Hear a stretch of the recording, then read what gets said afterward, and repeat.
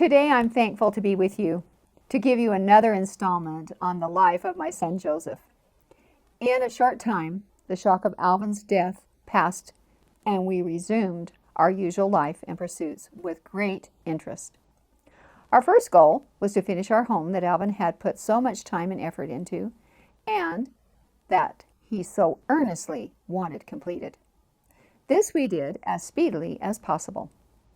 Shortly after the death of Alvin, a man began laboring in our neighborhood to unite the different churches to be agreed in their worship of God, that they might become one in heart and mind. This felt right to me, and I wanted to join them. Others in our family circle felt the same. However, Joseph utterly refused to go to their meetings. He said, "Mother, I do not wish to prevent you from going to meeting or any of the rest of the family. You may join any church that you please, but do not ask me to join them. I can take my Bible and go into the woods and learn more in 2 hours than you can learn in 2 years by going to their meetings all the time."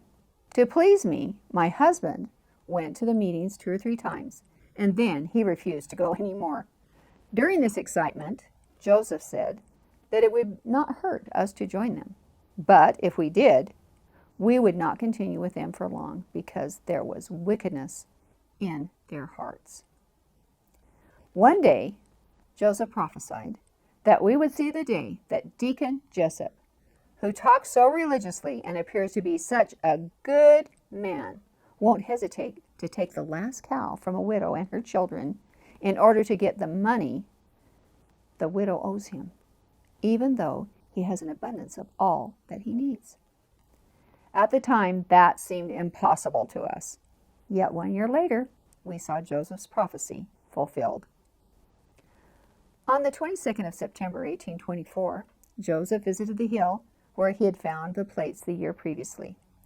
We were all sad that Alvin was dead. He could not go with Joseph as the angel had requested. Joseph was unsure that he would be able to obtain the record without Alvin. However, he thought that he could now keep the commandments that the angel Moroni had given him. His instructions were to take the plates in his hands and go straight to the house and lock them up in a chest that had a good lock and key. This was Joseph's desire and his prayer, that he could follow these instructions. At the hill, Joseph pried up the rock, reached into the stone box, and lifted the plates. A thought then crossed his mind that the other items in the box may have monetary value, and that he should cover up the box to keep them safe. So he put the plates on the ground and covered the box. But when he returned to get the plates, they were gone. Alarmed, Joseph fell to his knees and he asked the Lord why the record had been taken from him. The angel Moroni appeared to him and told him that he had not done as the Lord had commanded. He had set the plates down before safely securing them, and he had let them out of his sight because he was thinking of securing the other items in the box for their monetary value in the future. In the moment of excitement, Joseph was overcome by the powers of darkness and forgot what he had been told to do. Having some further conversation with the angel Moroni, Joseph was permitted to raise the stone again and to behold the plates as he had done before. He immediately reached forth his hand to take them, but instead of getting them as he had anticipated, he was hurled back upon the ground with great violence. When he recovered, the angel was gone, and he got up and he returned home, weeping with grief and disappointment. Joseph knew that we would be waiting for him, and we would be expecting him to bring the plates home. He was greatly troubled, fearing that we might doubt his having seen the plates. As soon as he entered the house, my husband asked him if he had obtained the plates. Joseph answered, "No, Father, I could not take them." "I would have taken them if I had been in your place," said his father. with much earnestness. "Why," said Joseph in quite a subdued tone, "you do not know what you say. I could not get them, for the angel of the Lord would not let me." Joseph told us what had happened at the hill, and we were afraid that Joseph might utterly fail to obtain the record. We doubled our diligence in prayer and supplication to God, that Joseph might be more fully instructed in his duty, be preserved from the adversary, and be successful in obtaining the record. The following year, on September 22nd, 1825, Joseph returned to the hill. He did not obtain the record, but he again received instructions from the angel Moroni. In October of the same year, Mr. Josiah Stoll came to Palmyra area with his friend Joseph Knight Sr. to buy grain. At this time, they became acquainted with our family. Mr. Stoll came for Joseph because he had heard that Joseph possessed the means, or seer stones, by which he could see things invisible to the natural eye. Mr. Stoll believed that Joseph, having the gift to use a seer stone, could help him find a silver deposit that had been mined and buried. Local legends claimed that a band of explorers had mined silver and hidden it in the hills near the town of Harmony, Pennsylvania. Joseph tried to talk to Mr. Stoll. He tried to talk him out of what he felt was a vain pursuit. However, Mr. Stoll was determined and insisted that Joseph work for him. He offered high wages and a share of the findings to those who would dig for him in search of the treasure. Joseph finally agreed, and so did my husband, as we needed money for the next payment on our land. They traveled with Josiah Stoll and Joseph Knight to Harmony, Pennsylvania, which was 115 miles south of Palmyra on the Susquehanna River. In Harmony, they met Isaac Hale, who supported Mr. Stoll's venture and was a witness when Joseph and his father signed their contracts. Mr. Hale provided room and board for the workers. It was here that Joseph met Isaac Hale's daughter Emma, who was his 7th child out of 9. Joseph was fond of Emma from the beginning, as soon as he laid his eyes on her and talked to her. Emma was older than Joseph by 17 months and was 21 years old. Emma was tall. She was 5 feet and 9 inches and beautiful, with dark hair and brown eyes. She was intelligent, well-educated, devoutly religious, and a schoolteacher. While Joseph, on the other hand, almost 20 years old, stood over 6 feet tall and was fair-complected, with light brown hair and blue eyes, and walked with a slight limp.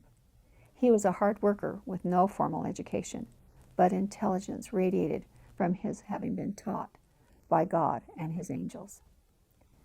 Emma enjoyed riding horses and canoeing in the river near her home. Joseph was athletic and excelled in wrestling and ball games. Joseph was cheerful and interested in others. He was quick to smile, and he loved telling jokes or humorous stories. Emma was more reserved, but she loved a good joke and could talk with anyone. She liked to read, and she liked to sing. While Joseph and his father stayed at the Hale home, they worshiped on their own on Sundays rather than going to the Methodist church that Emma and her parents attended. Emma's mother was religious, but until Emma was 7 years old, her father was a deist who believed that God is no longer concerned with his children. Emma, at the age of 7, went out in the woods to pray for her father. While she was on her knees praying for him, Isaac Hale heard her prayer as he was out walking. He was deeply moved, and both of Emma's parents became devout Methodists, opening their home to traveling ministers. Isaac Hale's home became known as the preacher's home. As the weeks went by, Joseph got to know Emma after work and on Sundays after church. As Joseph and Emma's relationship grew, her parents became anxious, as they did not approve of Joseph. They hoped that Emma would lose interest, but Emma liked Joseph better than any other man she knew, and she did not stop spending time with him. Joseph convinced Josiah Stowell to stop looking for silver after a month, and that was in November of 1825. Joseph remained in Harmony to work on Josiah's farm, and sometimes he worked for Joseph and Polly Knight, another farming family in the area. Emma's father, Isaac Hale, did not believe Joseph's testimony. Joseph attributed Isaac Hale's animosity to him because of his continuance to assert that he had seen a vision. Persecution and prejudice followed Joseph because of his adherence to the reality of his vision and the visitation of the angel Moroni, and his ability to use a seer stone.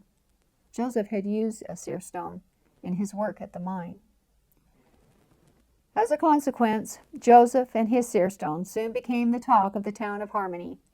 Emma's family believed in the unfavorable rumors that followed Joseph, and after a few months of Joseph staying with the Hale family, Emma's father insisted that Joseph remove his belongings and find lodging elsewhere. Joseph went to stay with Josiah Stowell. But the trouble continued, and Josiah Stowell's nephew claimed that Joseph had taken advantage of his uncle, and he brought Joseph to court and charged him with being a fraud. Standing before the local judge in March of 1826, Joseph explained how he had found his seer stone. His father, Joseph Sr., testified that he had continually asked God to show him and his family God's will for Joseph's marvelous gift as a seer.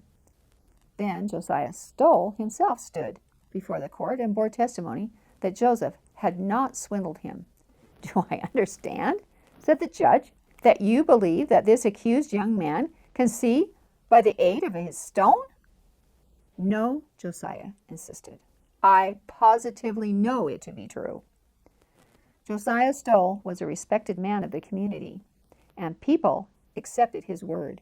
In the end, the hearing produced no evidence that Joseph had deceived him, so the judge dismissed the charge. In September of 1826, Joseph returned to the hill for the record. But Moroni informed him that he was not ready. He told him to not participate with those who dig for money, for they are wicked men, and there are wicked men among them. Moroni gave him 1 more year to align his will with God. If not, the record or plates would never be entrusted to him. The angel told him to bring the right person with him the next September in 1827. Moroni had requested the first year that he bring Alvin with him the next time he came in September of 1824. Now Alvin was dead. Joseph did not know what to think. "Who is the right person?" Joseph asked. "You will know," Moroni said. Joseph sought the Lord's direction through his seer stone. The right person, he learned, was Emma. God approved of Emma. She believed Joseph's testimony of the first vision. She also believed in the visitations of the angel Moroni and of the record. Joseph loved Emma and had been drawn to her as soon as they had met. He wanted to marry her and knew that she could help him in the work of the Lord that he had been called to do. Before returning to Harmony, Joseph told Joseph Sr. and me that he had been lonely since Alvin's death and that he desired to get married. He said Emma was his choice above all others, and he wanted to marry her because he loved her very much.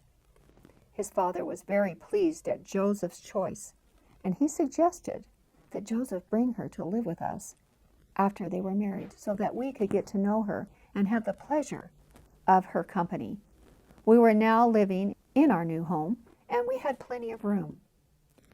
Joseph went back to Harmony and spent the winter there to be close to Emma. In November of 1826, Joseph told Joseph Knight and his son Joseph Knight Jr. in secret about his vision, and that an angel had come to him telling him of a gold book of ancient date which he could obtain if he would follow the directions of the angel.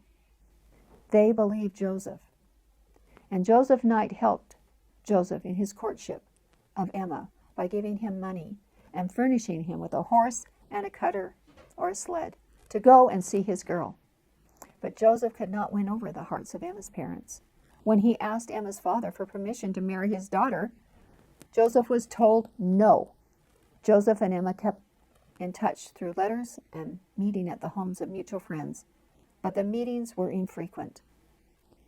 Joseph knew God wanted him to marry Emma, but his faith was tested in this matter. Next time we will see how God provided a way for him to marry Emma and obtain the record.